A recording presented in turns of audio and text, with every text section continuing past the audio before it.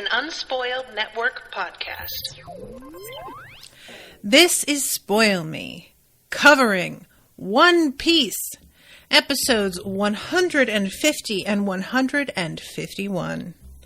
In these chapters, Luffy has a pretty satisfying fight in 150, but then there's 151, which just feels like the credits for a movie, because there are so many people just showing up with like a title card. And I hope you guys don't expect me to remember anybody, because I didn't. Welcome to Spoil Me.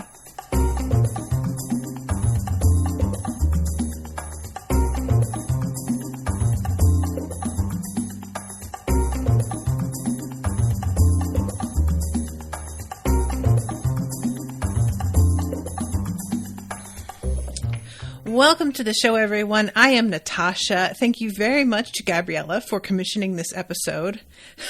In the chat, Gus is here saying, hype for episode 151. I'm glad someone is, Gus. Because, y'all, I had an issue a few episodes back now with just too many new names being dropped without any context. And that was nothing in comparison to episode 151. They just dropped like an entire population in my lap. And the thing that bothers me about this method is that I have no doubt that there are some people that are introduced in this that are not going to be as important, but because I don't know who I should really look out for and who isn't important, I waste a lot of brain space trying to like remember names or put pieces together that aren't actually critical, you know?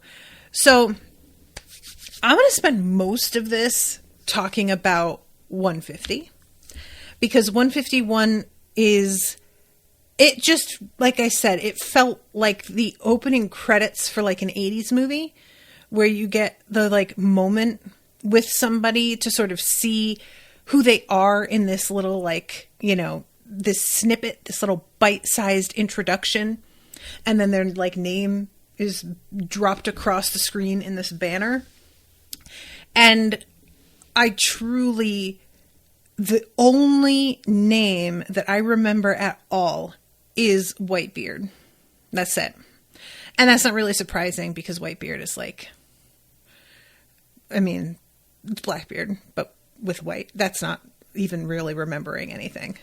I think there's somebody that's like something with a flamingo. And that's the only other one. That's it. So this episode starts off 150 with our confrontation between Cricket and the hyena that is ongoing, while our friends are in the woods trying to capture one of these birds.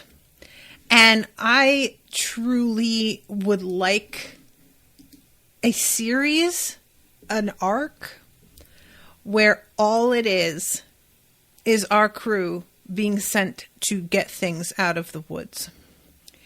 And these birds just trying to trip them up along the way. Because this was so funny. This bird, I think that it really does benefit from having fairly little facial expression a lot of the time. It doesn't, for example, have the expressiveness of the smug stork-like birds that steal all of Luffy's food, which is amazing. And while I love those birds, don't get me wrong, they are smaller and they're sort of like less humanoid. The other ones had a sort of vibe that felt like weirdly like a person, but they can smile. They can smile with teeth, with humanish teeth. It's very disturbing. And that is pretty much all you need for these guys, because they are little stinkers. They kind of feel like a Looney Tune a little bit with the way that they decide to torment these guys just for the funsies. And I can't even be mad at it, because I have to imagine if you're trying to navigate the Grand Line and there's really no way to do that except for these birds, they're probably a pretty popular item, right? Like I'm sure, for God's sake, Cricket had like a gold statue of one.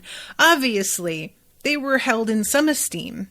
So if you are one of those birds, I assume that you're used to people coming and trying to like catch your ass, and you would be pretty sick of it.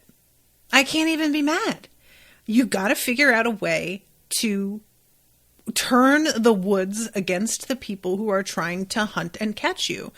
The one decent thing is that you don't have to kill this bird. It's not like there's a bone in their body that does the thing and you need to kill them. They are keeping the birds alive, but I have to imagine this bird does not want to be on a fucking ship. This bird wants to be in the woods chilling with his buds. That's his life.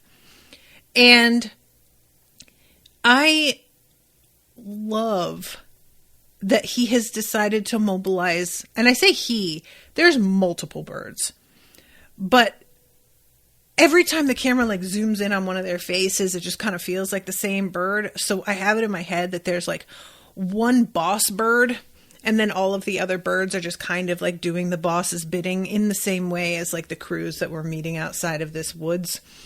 But the bugs, it's unclear to me. I'm really curious if there's like a definitive answer to this, or if it's just sort of up for interpretation.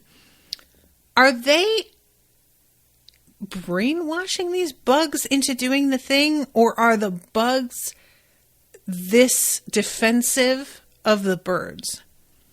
Because I was getting the vibe that the bugs don't really want to be doing this. And I'm not really sure where I was getting that from. I think that just like the strained expressions on a lot of the bugs' face, and these are big bugs, by the way, which I have to say I really appreciate, because I cannot handle like the small insects crawling on you kind of thing.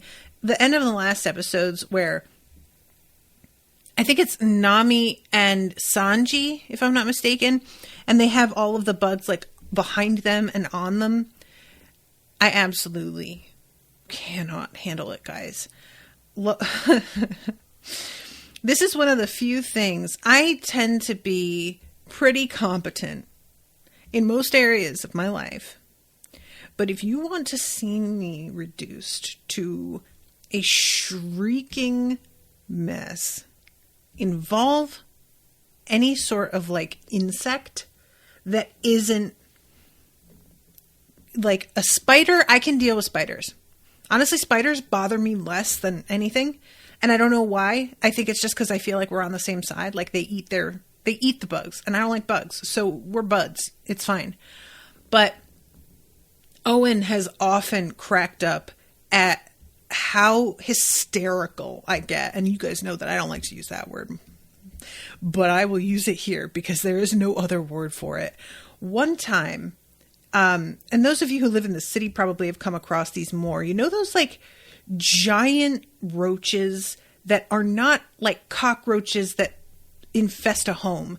They're the kind of roaches that live in like watery areas. They're in sewers and stuff like that. They are not actually roaches that you have to be particularly afraid of, because when you see a regular cockroach, that's a sign that shit is... It's like already too late, really, is what that signals. But these guys they will be just one by himself wandering around, and it doesn't mean anything that you see it. There are two different instances. One, I was walking through the street in Philadelphia, and I was wearing these like wide leg pants. I was on my way to work, and one of these got swept up inside my pant leg, and I didn't know. I didn't see it happen. And I just felt something crawling up like by my knee. And it was that guy. And he like, I jumped up and down on the sidewalk I can't imagine what anybody who was like watching from outside must have thought was going on. And I never wore those pants again. Would not do it after that. It was just too much of a risk. I almost started crying. I was so flipped out. And then there is a similarly sized kind of beetle down here in Texas. And it is not a cockroach. And it is harmless. And that's what's so annoying, is I know intellectually these bugs are harmless. They're not going to bite me. They're not going to do anything. But I still flip the fuck out. And this one, it was hiding on the handle of the armchair that you pull to like get your footrest up. And this was only a couple of months ago. And Owen was dead asleep in the bedroom. And I reached down to pull the footrest handle and felt it, and it like crawled up my arm, and I just like flapped my arm out so that it went flying and screamed. I mean, like, and it was the kind of thing where I screamed because of that reaction of just like, well, what the fuck is that? And then when I saw it go flying and hit the wall and I realized what it was, I screamed again, because now I know that it is the thing that I am the most afraid of. And I just, yeah, not for me. So anyway, long story for making this point. But what I'm saying is the fact that these are like giant insects that look more like the size of like cats or dogs makes it slightly less creepy to me. You would think that making something you don't like that small giant would be scarier, but really no. It's the smallness of them and the fact that they could kind of hide anywhere. That's the part that wigs me out. And if you take that away and they're just like an animal, it doesn't feel as threatening to me. They can't hide as easily. You know, it's just not the same. Let's see. Gus says, I think most people just use the log. I mean, they would if they're trying to get from like one piece of land to the other, I guess, is like the way that works. But if you're not doing that, because they say when they're telling them about this bird that sailors used to do this, you know, I think they're just working together to keep people out of the forest. The cricket Zoro beat up looks strained, though. Yeah, that was really the faces that kind of got me. Are the crickets fighting Zoro, and then at one point there's a bunch of like ladybugs that have been beat up, and they just have this look on their face like they don't really know what happened to them. You know, there's like a bewilderment sort of to them. And I was just for a moment like, wait, are they not voluntarily doing this or what? Seraphim says, I just take it as the birds are the bosses of the forest and everything else just listens to them. Would you want to get those little a-holes out to get you? Gus says, I had Madagascar hissing roaches as pets. Well, Gus, I'm going to have to boot you. I'm sorry. I don't make the rules. I do make the rules, and I'm booting you for having roaches as pets, and I don't feel sorry about that at all. Seraphim, I like the idea that the birds are just the bosses of the forest, and these are like his foot soldiers. They're foot soldiers, just being like, you guys know what to do. Why not? Let's have that hierarchy. I'm here for it. So, yeah, we have all of these different, like, attacks, and I just love whenever, like, Luffy is so OP at times, but then something like this, it's like his powers sort of slip his mind, and he just doesn't really know how to, like, go up against them. And really, I mean, it's a weird situation. I also feel like Luffy doesn't really want to kill things like this, you know? So when your power lends itself to like, well, yeah, I could just like crush them to death or whatever, but you don't want to. I mean, I don't blame him for that. We have all of these ladybugs that come like rolling down the hill, and they're rolling like an avalanche, and we cut to the bird and he's just going heh heh heh. I could not stop laughing, y'all. And yeah, Jessica says, the birds are hilarious. I like the sound they make. Yeah, I'm actually going to take the volume up for a second because the that gets me. And then, oh yeah, that's right. Here's one of the, it's not even a grass. Oh, it's a cricket. He's got tears in his eyes and he just does not look like he wants to be here. And Zoro's just bopping him on the head going, do you think you can beat me? And this guy isn't even fighting back. I was like, I just felt really bad for him in that moment. He doesn't have any interest in this. Then there's like the slug and they go at him with salt. And this one, I understand doing this in the cartoon, but guys, have you ever put salt on a slug in life? It is like the meanest thing. And I remember I did it one time as a kid because I'd heard somebody like talk about it. And I realized like what was happening too late. It was just like, I didn't really understand what they meant.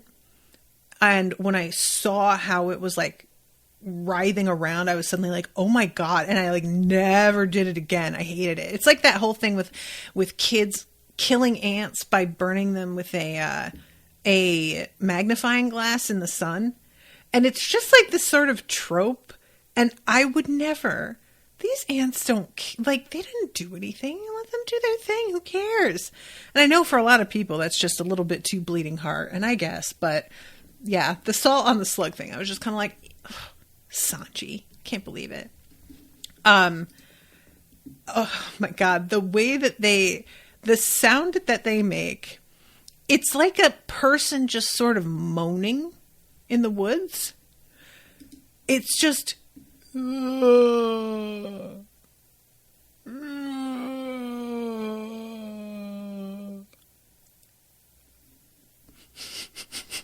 y'all, if you were walking through the woods and you heard, you would run, right? 'Cause like me, that's haunted woods. I'm out. No question. These things sound creepy AF. I don't think so. The fact that you can like see them in some scenes, because like they're getting a good look at these birds when we're with Luffy and Chopper. But when we're with the others, they're just hearing it and not seeing it. And they're assuming, because they've been told like these birds have a really weird call. They're assuming that's what that noise is. But if you were not warned ahead of time, I would be absolutely losing my mind. I would just assume, yeah, that's like that is a ghost or a zombie or so, like there's nothing that I feel like that's going to turn out to be a good thing that makes that kind of noise out in the woods. Gus just typed Gyo. It sounds like that in the Japanese version. Is it different in the dub? I mean, what I just did is how it sounds in the dub. So I don't know what the Japanese one sounds like, but in the dub, it's just, oh, and it's really like, I don't know, which is interesting because that's like not a language. So they didn't have to dub it in the like English version. I don't know. Why wouldn't they just leave it? I don't know. But it's also, there's something about it that I like, which is that it doesn't really match with their attitude. You know, the call feels almost languid, and they have such like an aggressive, focused personality, clearly. At one point, they even get a bunch of pigs charging, which I guess is just like a result of the insects sort of chasing them in the woods. Like, I think they're supposed to be wild pigs or something. But anyway, eventually what happens is Nico Robin finally she spots a bird because she hasn't been able to see them. And she uses her ability to like grab the bird up. And it was great because this bird had been talking so much shit and was essentially like, oh, really? You guys think that you can catch us? That's hilarious. That's super cute. That's like, I love that for you, that you have that kind of confidence. And then she just grabs it and puts an end to its little shit talk. And it's pretty satisfying. I did enjoy that a lot. I have never felt that kind of animosity toward a bird, but it deserved it. And then we go back to Cricket and they're calling it the Saruyma Alliance. And this is such a weird scene. And I know what's actually going on here is that they have like the one animation of the hyena, as we'll call him, and him just standing there smirking and looking very satisfied and like he's enjoying things. But so they, you know, the way that they try and like remain economical with the animation is they will have this like one, like, what do you call it? Slide panel. And they'll like return to it over and over again. And they do that like in all the episodes. There's just often a thing that's sort of like repeated exactly. And that usually works fine for me. But in this, it's like he has this very satisfied smirk, even though initially his boy is getting his ass kicked.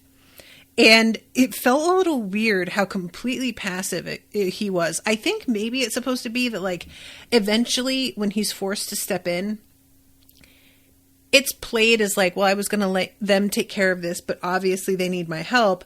And maybe what it's supposed to be is that he's smiling because this guy is getting beaten, which means that he's going to get to step in and fight. He's going to have like the excuse to do it because he actually is really like, you know, wanting to fight.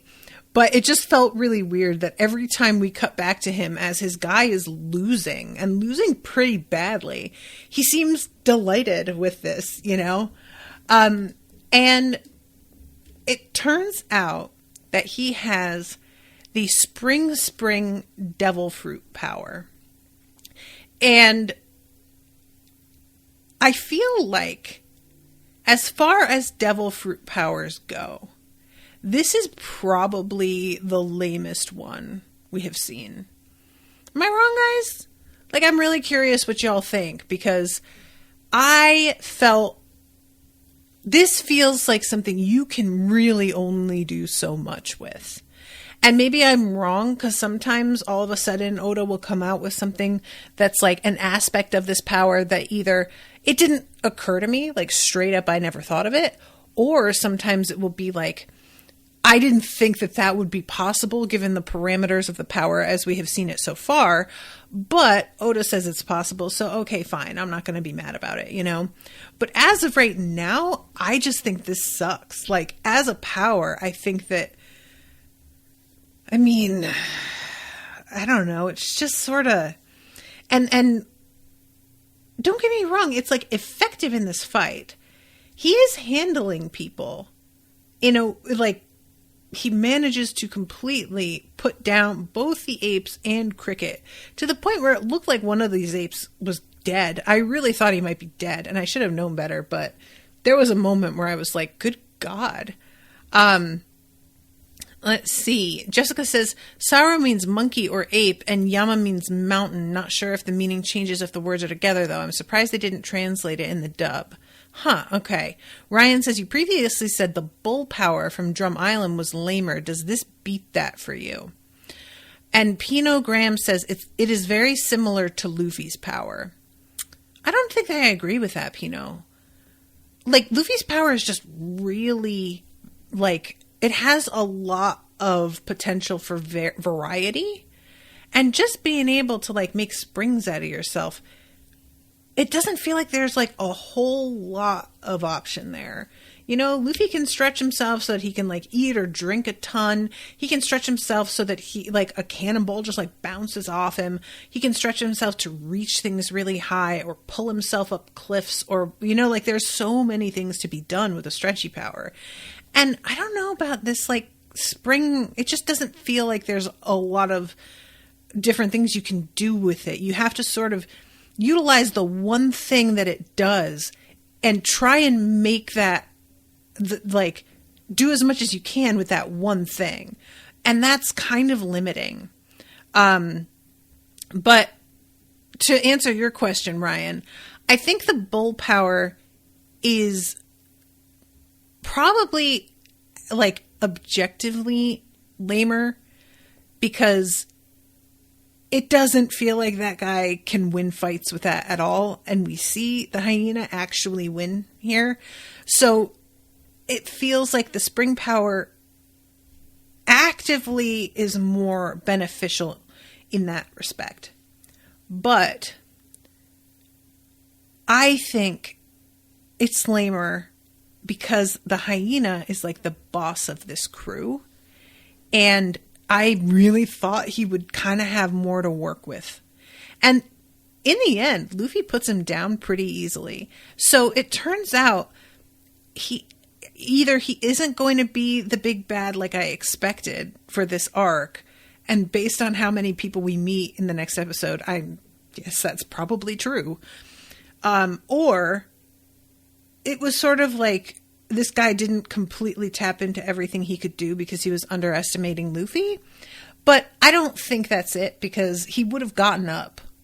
Once you start to realize that you're really losing, I don't know. Maybe he didn't have the warning that he was about to really lose, that he would have needed to tap into it. Who knows?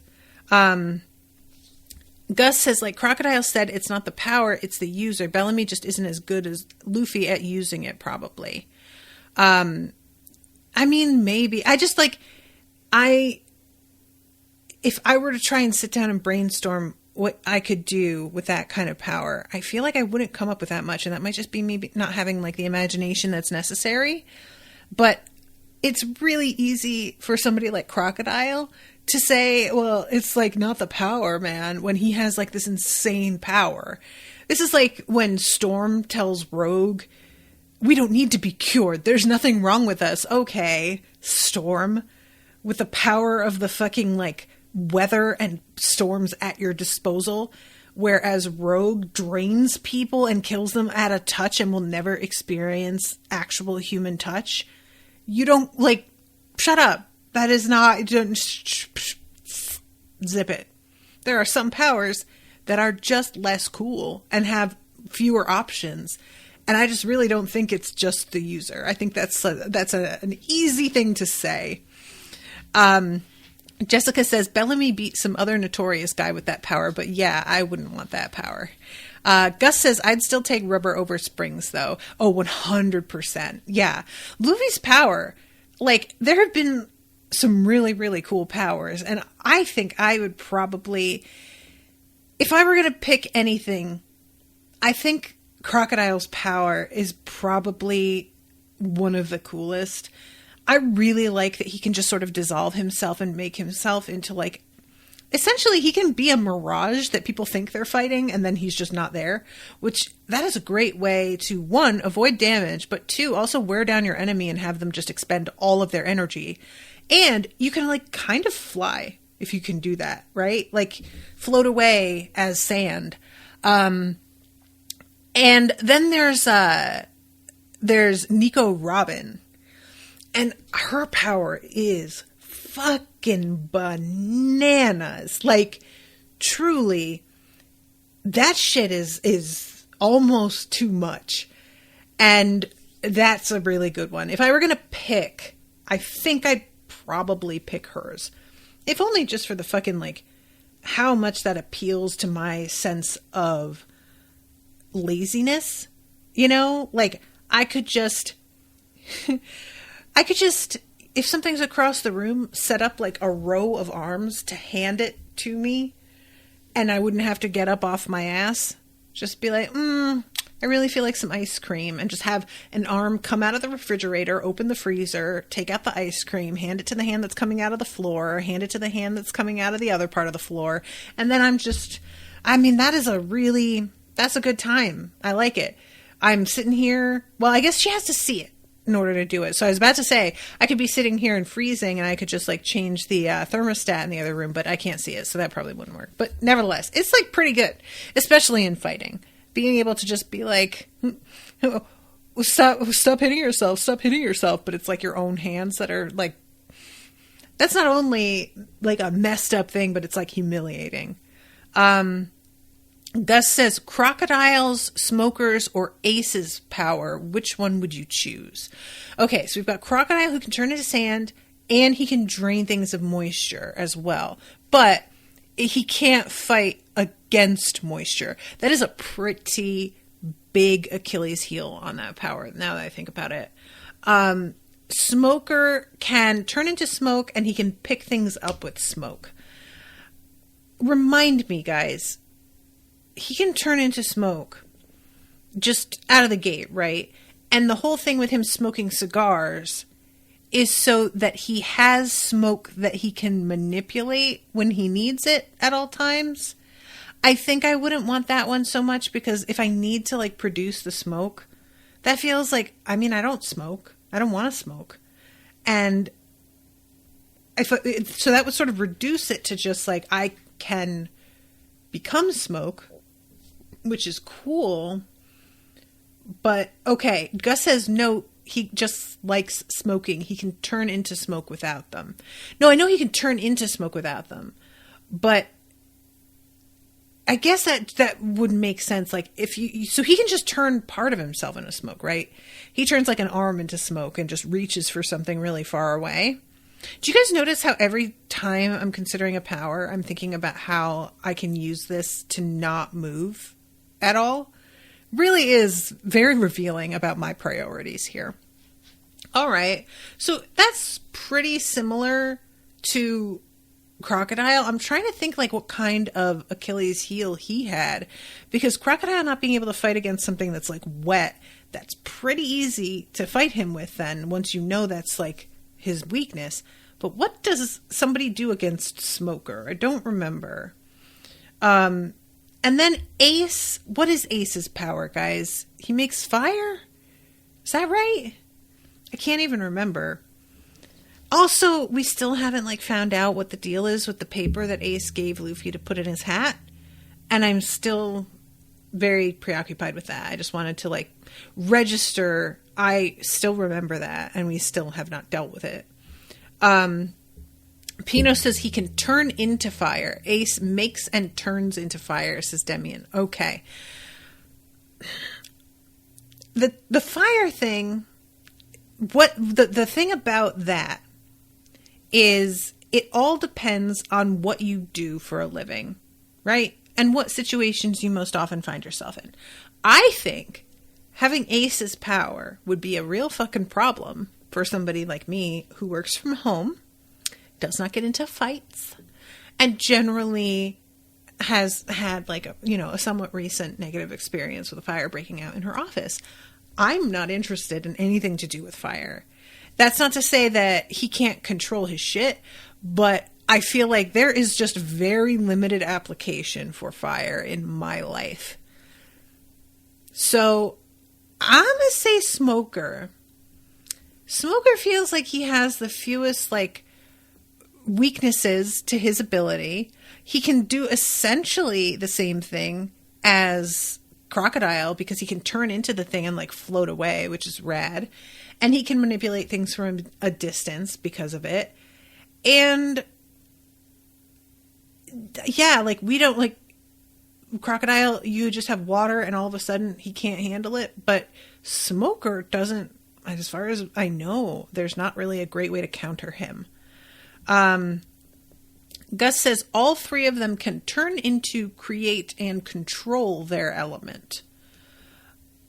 Okay, that's an interesting way to put it.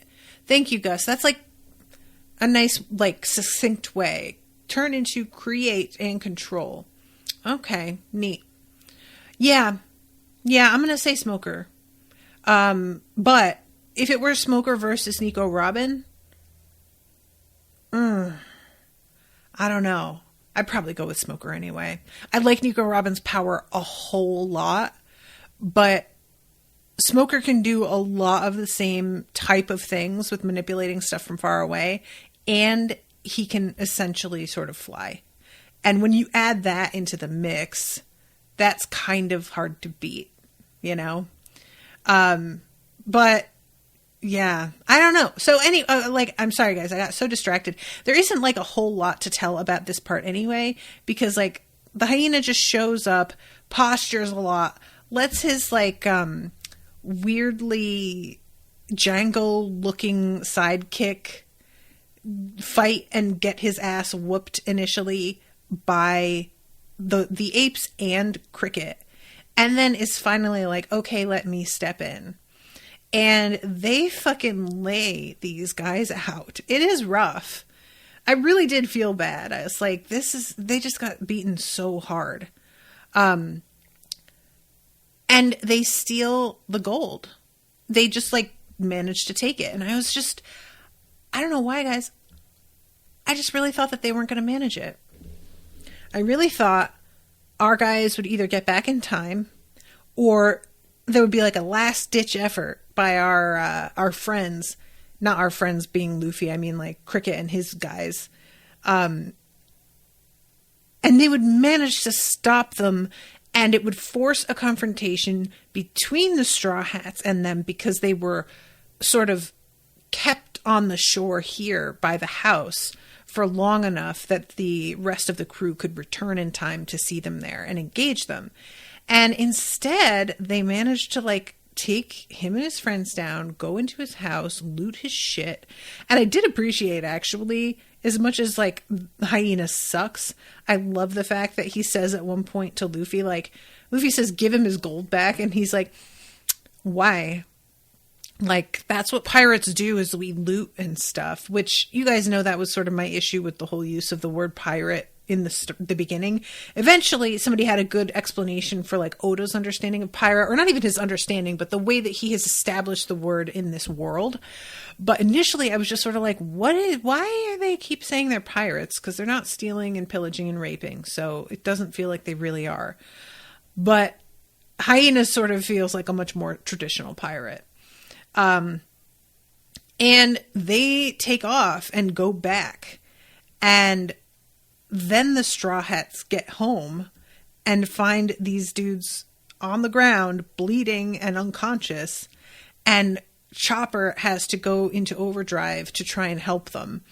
And later on, Usopp actually specifically references the fact that these dudes are like up and about really quickly, which I did appreciate, actually, because, you know, in the midst of this fight, the front of their ship just gets sliced off. It's really like, this ship has undergone some abuse, kids. It really has. Like, I have been saying how I wouldn't be mad if they replaced the ship. It might be time. And at this point, I'm like, straight up, just, guys, figure something out with money and go and buy a new ship, because this is not the one anymore. It is just too bedraggled. That's the word I want. It is bedraggled. But they have to repair it, and Usopp is like looking at these dudes who had been unconscious very recently, and they're now like they're going to work, and they're carrying supplies, and they're working on carpentry, and he's just like, well, damn. I mean, I really thought that these guys were going to be sort of down for the count, and they're out here working alongside us, and they must be pretty fucking tough. And he says either they're the best healers in the world, or Chopper is the best doctor in the world. And I'm sort of curious if that's just meant to be lampshading the fact that these guys are now fine, and the script was like, yeah, we should acknowledge that they are fine now. Or if that's supposed to be a hint at that Chopper really is unusually good at his job. And we know that Chopper is good at his job, but we really haven't come across that many doctors, you know, to compare him with. So it's sort of hard to know if he is exceptional, or, you know what I mean? But if it is supposed to be a hint that he's unusually good at his job, I would be fine with that. I think that would be kind of cool. I would be very happy for Chopper, for it almost to be like his supernatural ability. And it isn't supernatural, but I mean, you know, he actually has a supernatural ability. But really, guys, it is so funny to me how much he fails to remember that he has it and doesn't use it. Chopper really taps into his devil fruit power the absolute least out of anyone that we've met who has a devil fruit power. He seems to straight up forget he has it. And sometimes I forget he has it. You know, there have been instances where he like transforms to pick somebody up and I'm like, oh my God, I forgot you could do that. But yeah, I wouldn't be mad because Chopper isn't a fighter, even if he has that devil fruit power. It's just not in his nature to want to start shit. And he has like, look, I don't want to call him a coward because that feels really unfair, but he doesn't have that fighting spirit. So if his ability that becomes more of a focus for him is just his healing, I think that works for him as a character. I'm happy with it, you know? Oh, that's right. True. Gus says he is pretty exceptional. In the end of Alabasta, one of the royal doctors complimented him a lot and he got all embarrassed. Yeah, that's true. I think I took that with a grain of salt because they had like saved the city. And so I was like, all right, is this doctor just blowing smoke because this guy is like a hero, basically? But probably not, you know? Yeah, so let's see. Seraphim says, technically anytime he's not in his full reindeer form and also able to talk is him using his devil fruit. Oh, wait, so is him, when he's like small and talking, that's the devil fruit power? I could have sworn that when we have like the flashbacks of when he got his power, that he was that small shape. But I might be having this all backward then. That's interesting. All right. So he is using it a lot, but it's just because like, I guess I thought eating it fundamentally transformed him. And then you have to like activate the power further in order to turn into different versions of himself. But I think I'm just misunderstanding that. All right. So I'm sorry, guys. I'm like so behind here. But yeah, these guys take off with the gold. And then we cut to this drunk man in town. And he's just chilling with his drunk self, having a great time. And all of a sudden, there's a messenger bird that drops a bunch of wanted posters in front of him. And this guy is just like, what a delightful evening. Wanted posters. How could this night get any better? And he starts going through them and we see him slowly growing more and more flipped out. And he goes into the pub and tells everybody, guys, do you remember this kid that we fought pretty recently? And by fought, I mean bullied because he never fought back. That dude is worth a lot of fucking money, which means he's probably a massive badass and we're in trouble because it looks like we fucked with the wrong one and we should, you know, basically take cover. If he feels like he wants to get revenge on us, he is going to be back. And everyone starts to completely panic looking at these wanted posters. But Hyena doesn't really have any reaction. And then all of a sudden he starts cracking up because that is what he do. And he says, y'all, are you fucking simple? These are faked. Lots of people do this. They fake wanted posters so that they can get doofuses like you to throw fights before they even happen because people are so intimidated by their alleged reputation that isn't even real. And you guys are falling for it. And frankly, I'm embarrassed for you. And immediately, because they saw Luffy and he looks like a fucking child and he didn't fight back, which is all the proof that they need, everybody believes the hyena's version of things. And to be honest, it's a pretty rational explanation. It feels legitimate. If I were in that bar, I'd probably have believed him also. Because there's nothing about the way that Luffy carried himself that would have indicated he was a threat at all. So they're all they fall back into complacency and are just like, oh, these people, they almost got us. Like, it's a whole thing. Meanwhile, Luffy is sprinting to the other side of the island because he wants to throw down with this dude and get Cricket's gold back. And as he's sprinting, he keeps running into all these various obstacles and bugs that are still trying to get him and shit. And finally, he comes to the town. And this, he gets in Bellamy's face, and the two of them have that, stare down that you would get from an old Western movie.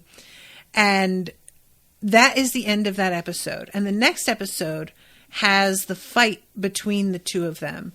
And it is weird because it just doesn't take as much as one would expect for him to go down.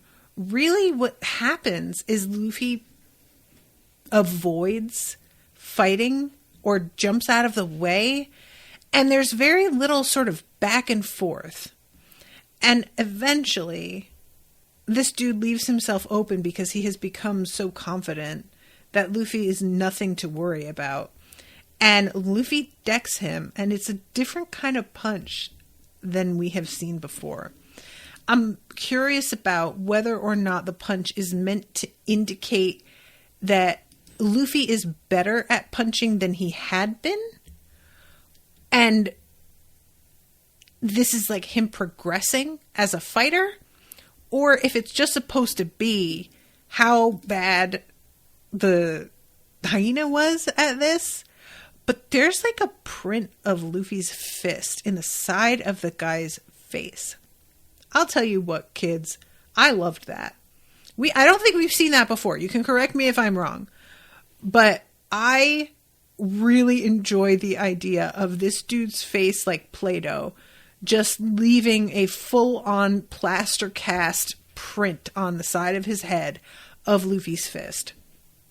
And he is on the floor. There's a cloud of dust that extends out from the spot where Luffy punched him to just sort of emphasize the impact itself and the crater that was almost formed.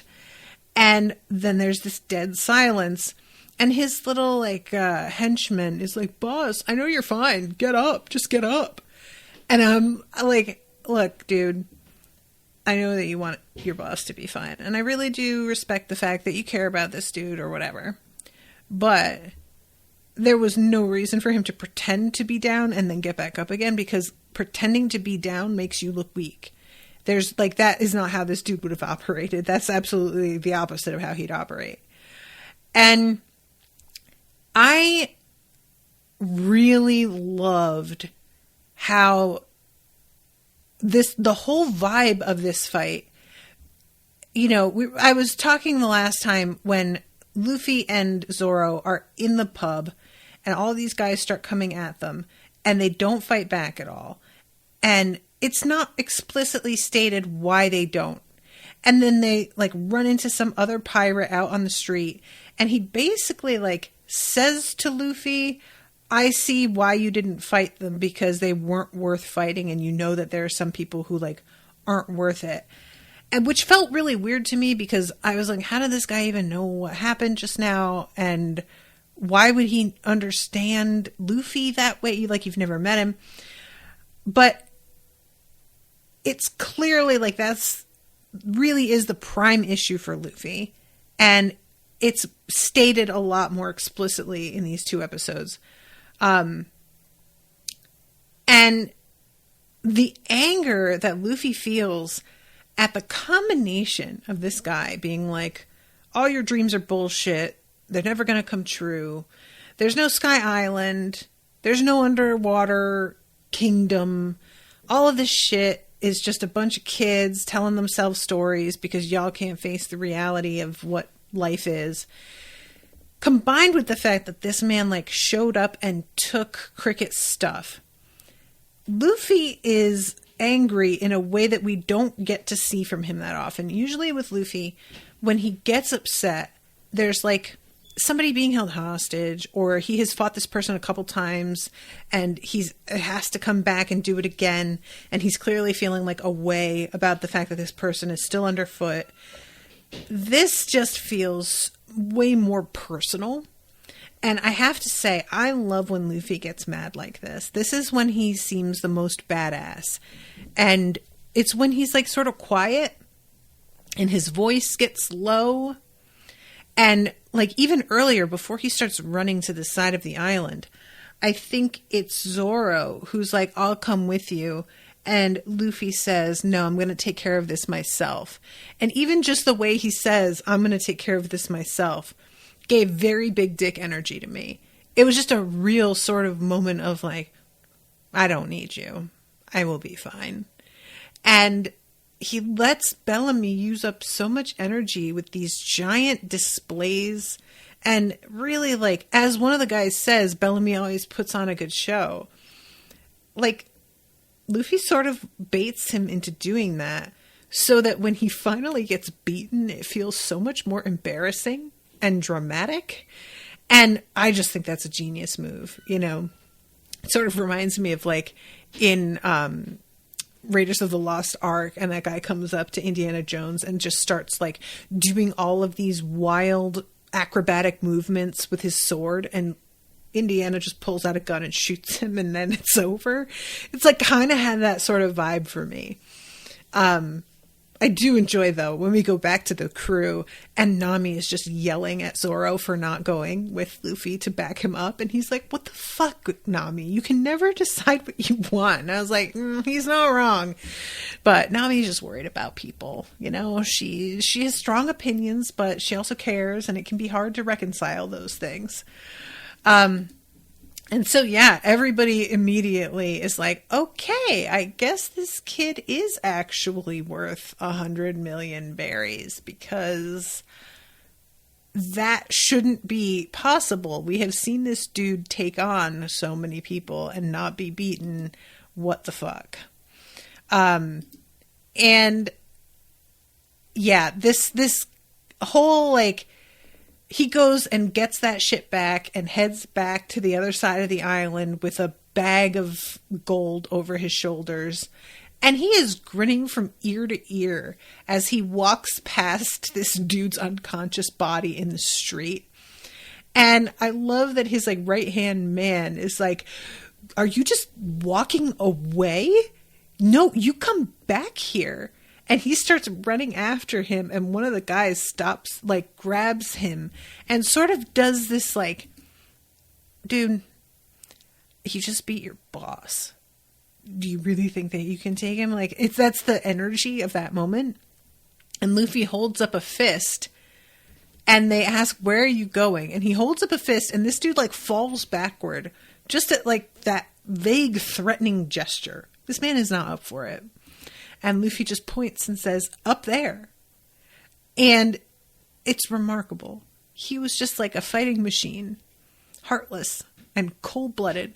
And then all of a sudden, he turns into a fucking 5-year-old again. And is like, oh, we're going to fly into the sky. No, that's what we're going to do. Yeah, definitely. And then we go to Mihawk. And he is looking at this wanted poster of Luffy. And he is remembering Zoro. And this is the start of this, like, second half of this episode that is so chock full of new people that I genuinely do not even know where to start. There's a lot of, like, subtitle is the wrong word. Caption, is that the word I want? There's a lot of, like, they're titles that are in the cartoon, it's not subtitled, that aren't translated. So I'm not entirely sure what, I'm assuming that this is like the name of the character and like maybe their nickname or like what they're known for kind of thing. But I'm missing out on it because I cannot read Japanese.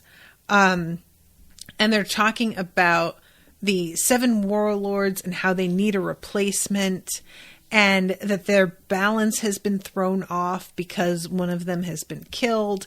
And there's a guy who's like very irritated about how Crocodile's getting killed has like fucked up the balance of things, and we wouldn't be in this position if Crocodile hadn't screwed up as badly as he has. And they're also like, obviously the fact that this kid Luffy took one of us down means that we are going to have to track him down and make an example out of him, which that makes sense to me. So here goes Don Quixote do Flamingo and Bartholomew Kuma. Don Quixote do Flamingo. I absolutely cannot. I can't. And he's wearing these sunglasses that are honestly kind of rad, and I would like a pair.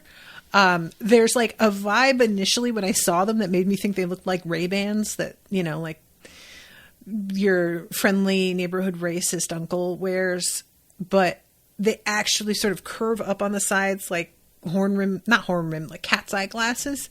And he's got this like giant pink feathered jacket on for his flamingo namesake.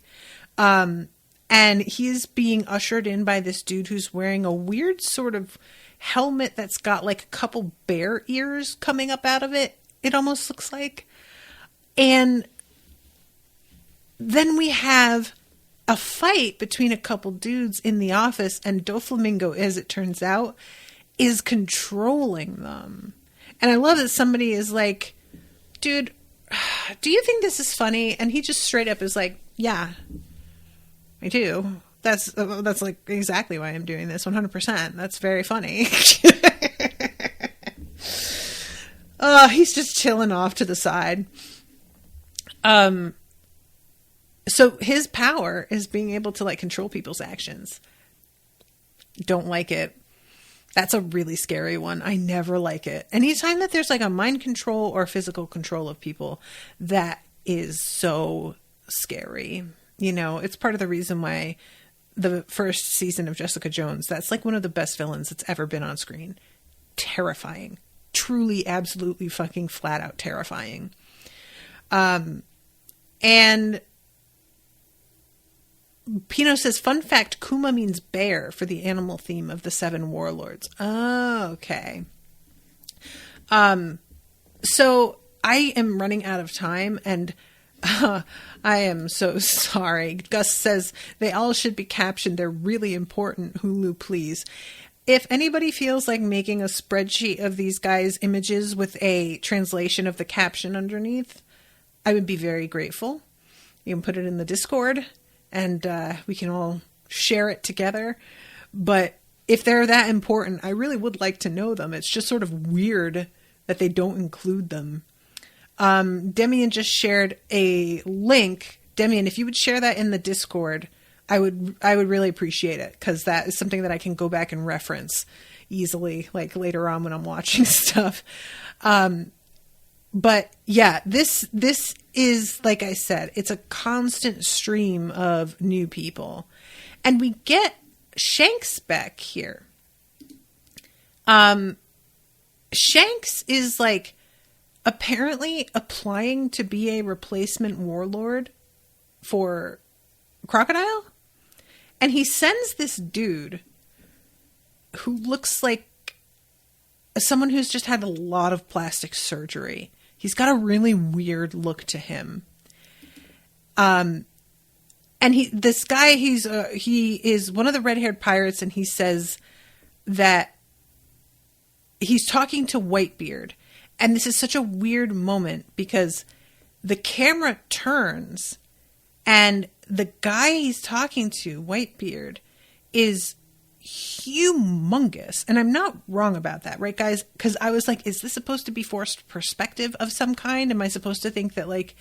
But this dude looks like an actual giant.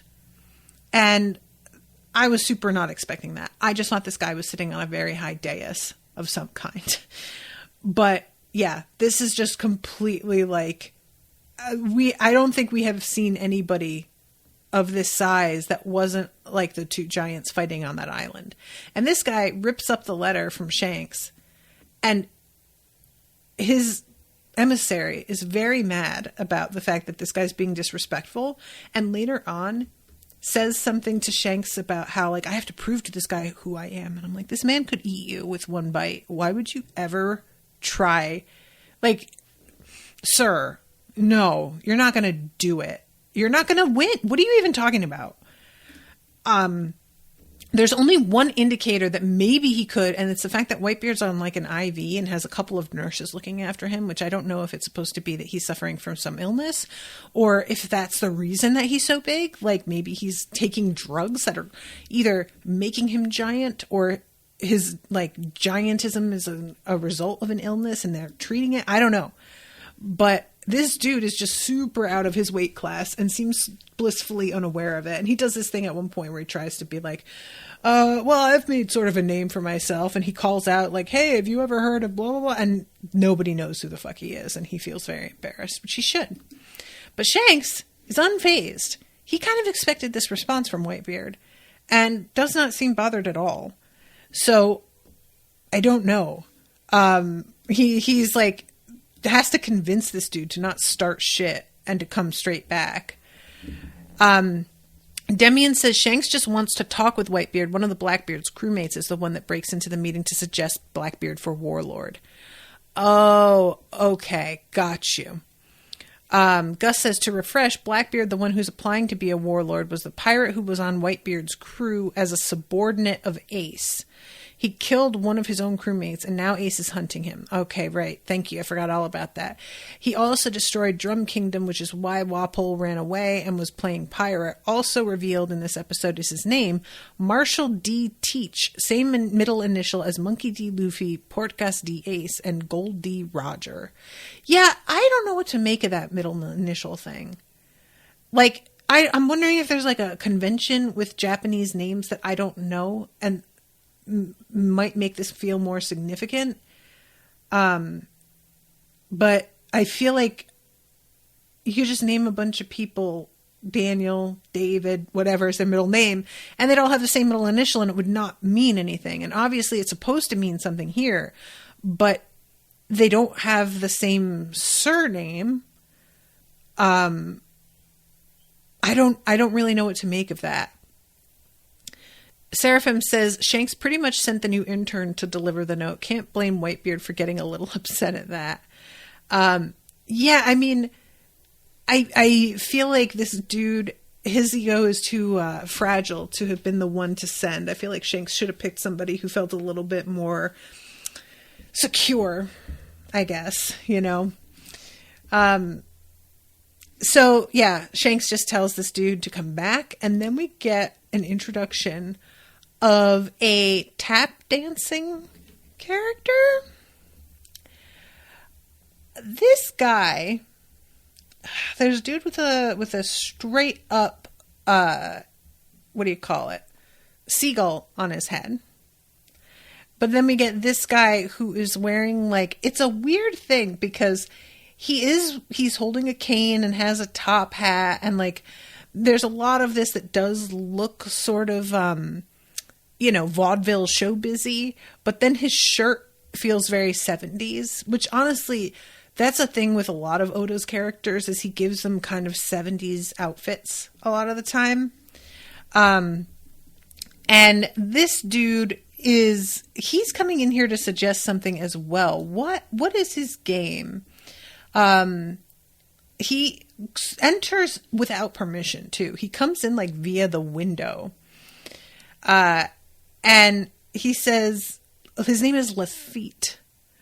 And he says, we're drawing up a plan at the moment that should take care of everything. Is he talking about Luffy here? I'm like trying to keep track of it. The crew I belong to is known as the Blackbeard Pirates. I suggest you remember that name. This dude is really something. We always have to have like somebody who likes to dance or do something like that in here. All right. And then we go to everybody in town after this like massive fight that went down with Luffy, repairing the damage to the various buildings that he did. And then we've got these three guys who like come together and start talking about what to do about Luffy. The one dude has very curly black hair. He's a giant, and he's like the one I think who spoke to Luffy in the middle of the street. I can't recall if this is the exact guy. He looks like him. He's missing a bunch of teeth, which is really what stands out to me. And he says, I was looking with somebody with a bounty worth my time. And then he tells his like cohorts, we're going to be very rich. And we see the one guy who's like the fighter with the big belt. And the other guy who has the musket that we only saw that one time for like a second. And then we have the guy who faked being ill with the like apples that blow up on the horse. And that is the end of the episode, is like them just saying that they are about to deal with Luffy and take him down. And Luffy has still not made it back quite yet. So, oh, Gus says the caption should have revealed it, but that big guy is Blackbeard and all those other guys are his crew. Okay, yeah, did not see that. Okay, cool. Seraphim says he's trying to suggest Blackbeard as the replacement for Crocodile. No one buys it because no one has ever heard of Blackbeard, but he's saying they're about to do something big enough to prove he's good enough for the position. Okay, and the tap dancing guy is also one of his crew. Okay.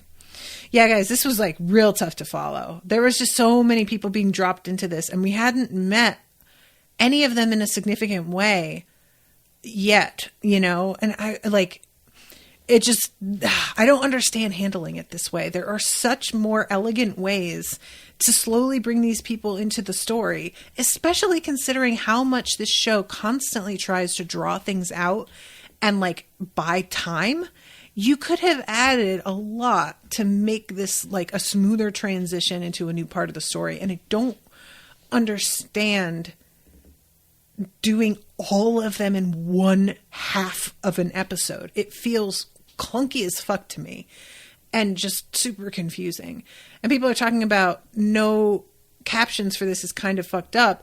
I don't really know that captions would have helped that much. Like, knowing who they are is it, like, seeing that displayed on the screen is helpful, but the sheer number of them that are being dropped on me at once, I'm not going to remember things, and I'm not going to be able to, I won't have time to process and make the connections between them.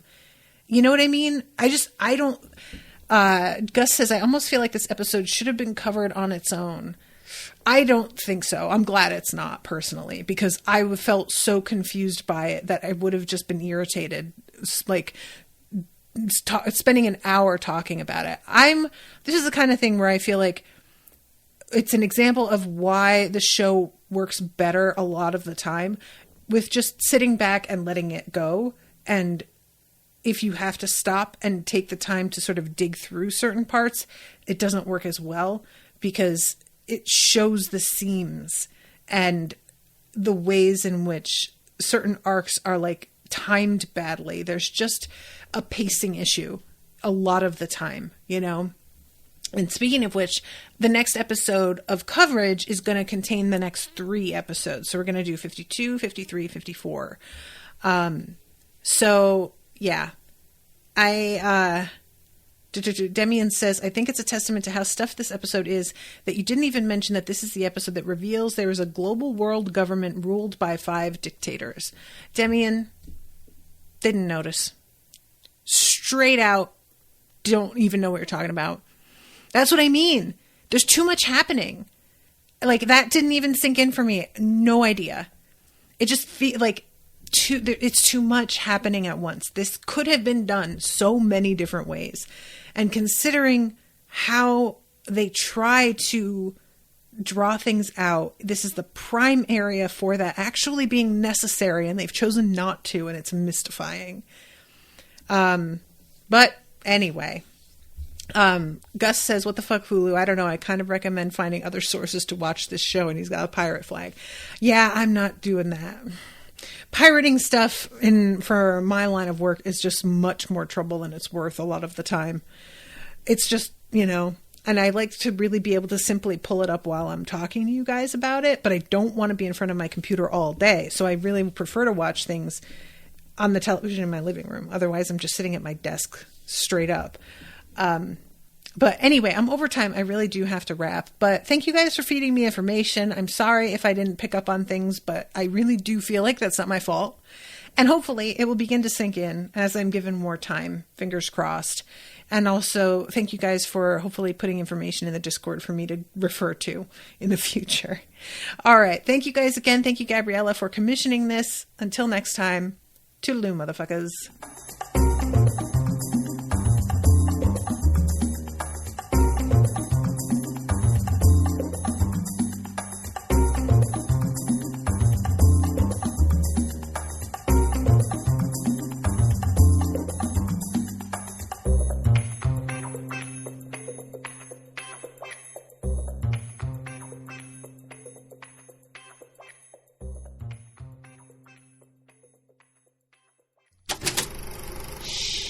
That was an Unspoiled Network podcast.